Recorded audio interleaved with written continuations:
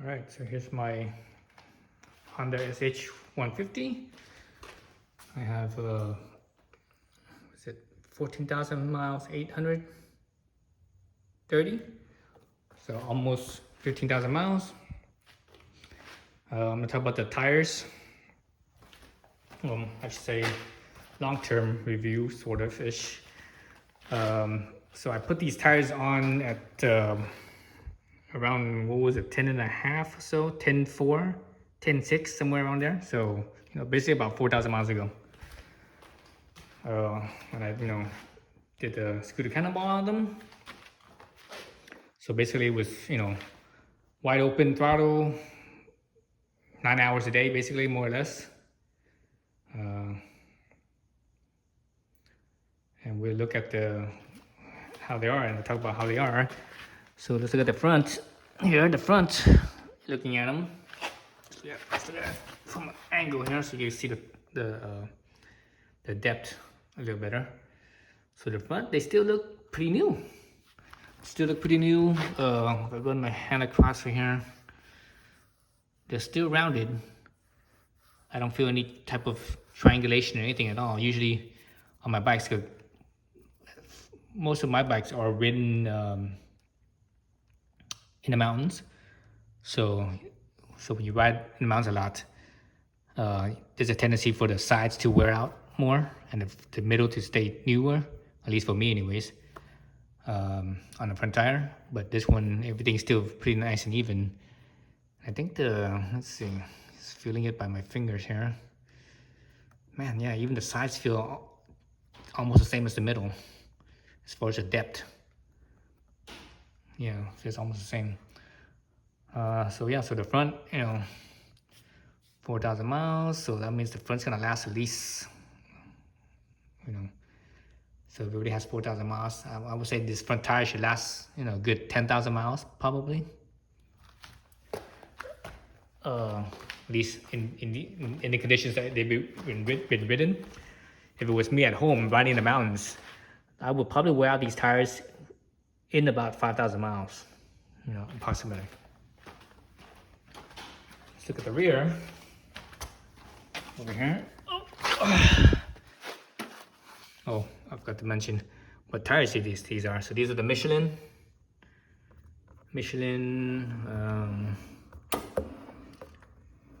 City Grip 2s. So these are the 2s.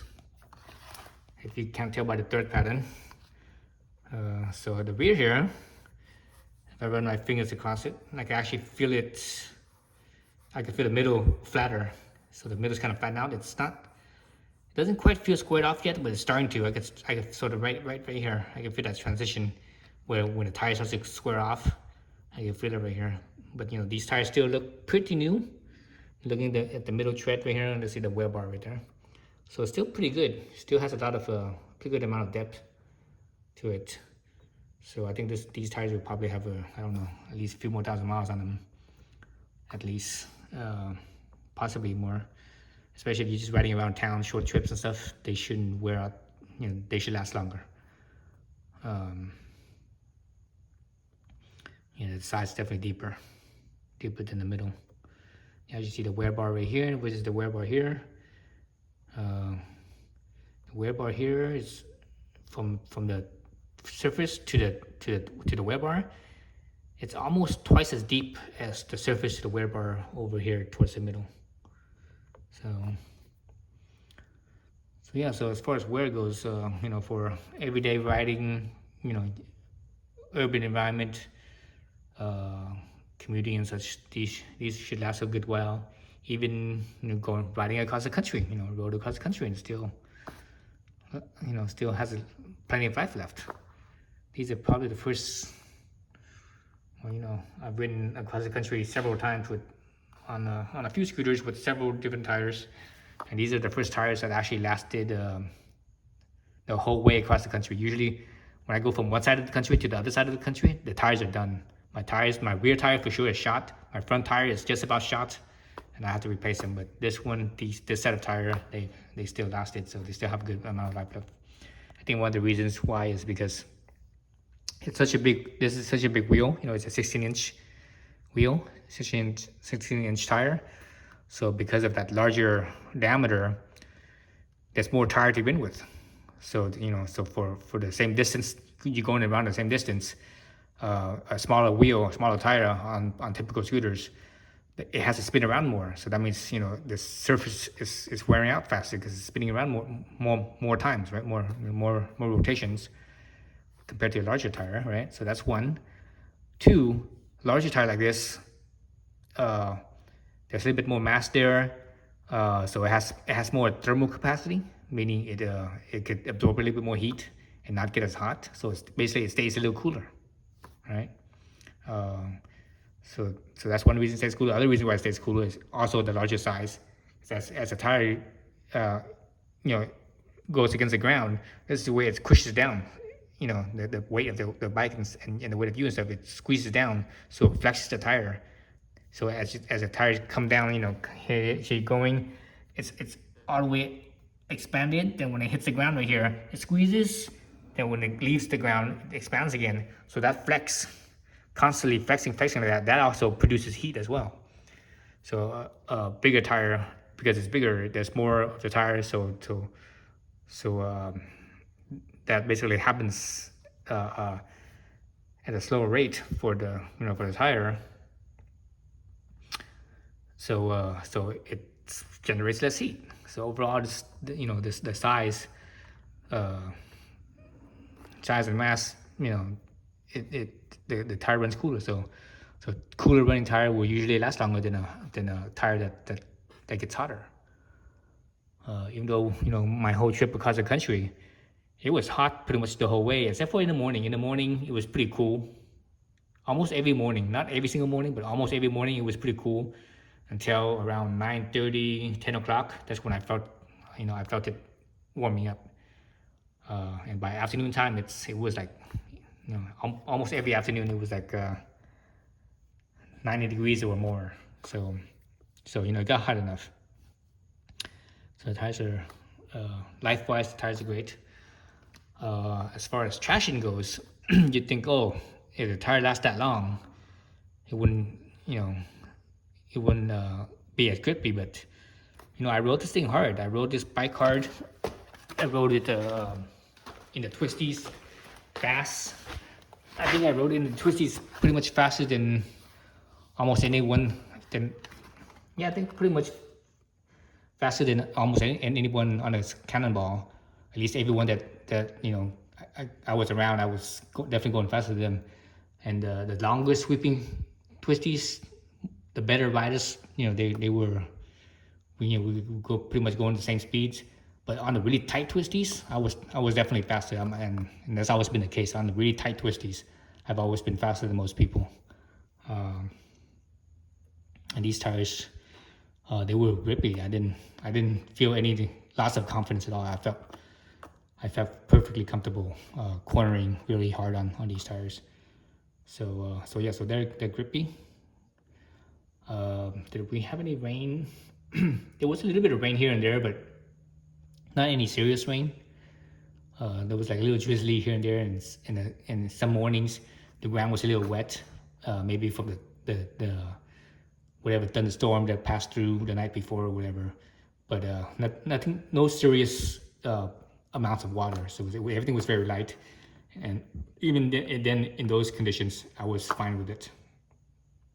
The only part of this tire, and maybe even this bike, was in the dirt, riding in the dirt. I felt like these tires they just felt extra slippery. Even on a straight, even going straight, they felt slippery. And I think the reason why they did is because, on the center, it's solid, right? Both front and rear, you look at the center, it's solid. There's nothing in between them. So I think that's why they felt slippery to me. Even like when I was going straight and I was braking, man, it felt really slippery. Even like going kind of slow, it felt kind of loose and slippery. And and the thing is, this is a big wheel, so big wheel usually rolls over things smoother, easier. But I've had smaller wheels, 10-inch wheels, riding in the dirt with obviously different tires. And And those other tires had always felt better than these tires in the dirt. They didn't feel quite as slippery as these ones. And again, I think that has to do with this middle solid tread here on both the front and rear. But you know, a scooter is not meant for dirt riding, so I don't recommend it at all. And if you do, you know, take it real easy, real slow. If you want to be safe, 15 miles an hour. That's very safe speed, I think, unless it's like really loose or muddy or something like that. Otherwise, if it's just like normal dirt, you should be fine at 15. Me, you know, I'm doing at least 40, if not more, on this, and I shouldn't be doing that. That's the reason why I crashed, you know, 3 crashes over the cannonball on this bike with these tires. Let's see what else do I have to say about these tires. Yeah, so they're great tires. They're definitely worth the price. They are a little bit more expensive than other scooter tires, but you know, Michelin for the most part has always been more expensive. Michelin is a premium brand, right? So those have always been a little bit more expensive than other brands, more or less more expensive.